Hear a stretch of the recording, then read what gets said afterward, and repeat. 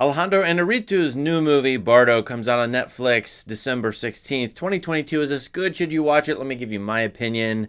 I am recommending this coming up next.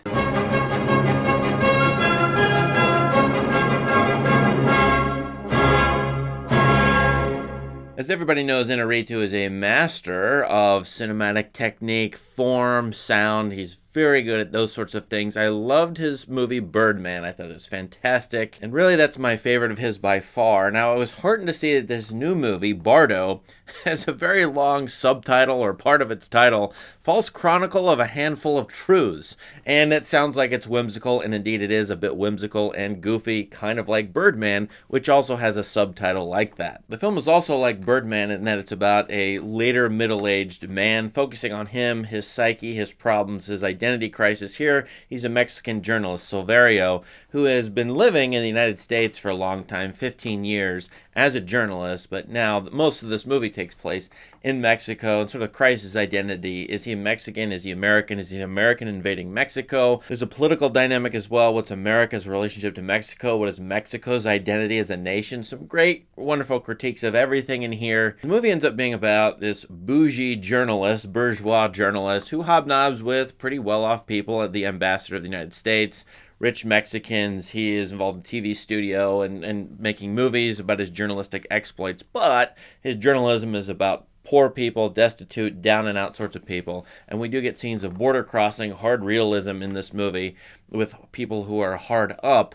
And yet this man, he's in 2 or 3 or 5 different worlds at once. The question of who is this guy? What is his life amounted to? Where has he come from? Where is he now? Who are his children? All these very basic human sorts of questions are featured in this film. Now, this movie has a dream logic and a dream landscape to it. It's very difficult to tell what is real and what is not in this movie. There's fantasy elements throughout, including, and you know this from the first shot, which is an homage to Federico Fellini. He's back here. His movie 8½, the opening shot of that.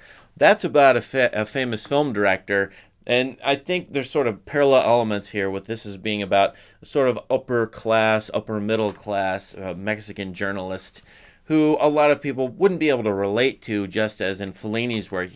I feel like I can't relate to film directors because they're in a different economic stratosphere than me and social network than me. But I find this movie a little bit more personable. I mean, this guy has a wife, he's got children, he has a mother who has dementia or Alzheimer's, and yet he has wants and dreams and desires that have failed. He feels like a failure. He's got imposter syndrome, and yet he's been wildly successful. But regarding the dream logic, I think that's the highlight of this movie. This movie is a total experience. It feels to me, and I'm not demeaning it by saying this, it feels like a video game, an open world video game, let's go explore, let's see what's out there, let's see what's over here and over here. And I kept wanting the movie. It was going to show me more fascinating, absolutely amazing shots. I will never forget the TV studio stuff in this movie. It's fantastic camera work.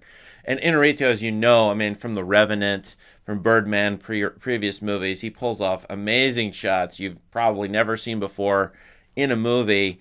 Technical achievements that require tremendous coordination, and you're going to get that here, which makes this movie feels like an experience like no other. There's a wonderful scene in which this main character, the Mexican journalist, wanders the streets of Mexico City. His daughter has criticized him previously in the movie for not being, setting foot in the real world and walking around seeing things as they are. So he goes and wanders around Mexico City and sees the real world, but then there's a fantasy element, sort of an apocalyptic vision, in which he meets Hernando Cortez on the streets of Mexico City. Wonderful conversation. Great overall scene. There's a bunch of scenes like that. And to sum up this movie, this is a Baroque movie. Baroque, where you sort of get a mix of everything, a mix of styles, a mix of tones, a mix of different scenes. You get bathrooms versus government halls. You get bedrooms versus TV studios. You have rich and poor. The guy relating to his parents, the guy relating to his children, the guy relating to famous people he's seen on TV. You get hospitals and vacation homes and airports. It's really that's what I mean by Baroque. It's the rich world of the city and the desert landscape, literally everything. And maybe that's a picture of what Mexico itself is, or at least this man. Does he represent Mexico? I wonder how much national identity is in this movie. I think the conversations about the complexity of Mexico is quite interesting in this movie. It's one of the few American movies I can think of that really deal with Mexico a lot. there's not a lot of, not too many movies that feature Mexico and general questions about national identity as this movie does. I did think this movie was a little long and probably something should be cut. Now, that's all to my preference. If you're looking for the character drama development, the identity crisis stuff in this movie, you probably want everything in here, but I just wanted more tighter thematic stuff, and so I would cut out like 15 to 20 minutes in the movie because it gets slow at times. I guess because in this first viewing I wanted to explore the world and not just hear sort of banal dialogue from characters as they talk to each other when we kind of already know who they are and how they relate to each other. Another thing about this movie, it troubled me a little bit, is it's always explaining, or it has plausible explanations for everything you see in the movie, for all the dream logic. Inarritu never lets the dream kind of be as it wants to be or be itself. There's always some kind of plausible explanation, including at the end of the movie, you have a reason or reasons why the main character is dreaming and seeing or hearing things that aren't real. And I didn't like that as much. Sometimes I do like that, but here it felt like it undercut the dream logic of the movie, which I think is excellent on its own. So all in all, I kind of sort of recommend this movie, but only if you're into meandering, wandering through a world, not if you're into character development and in a tight plot construction. That's not what this is. This is going to be more Fellini-esque. This is maybe only for some people. I don't know, but I think in some years it would be Oscar bait. Maybe an Oscar nominee, an Oscar winner, as Birdman was. I still like Birdman's better than this. Its fiery focus, its intensity is really good compared to this one, which is sort of meandering.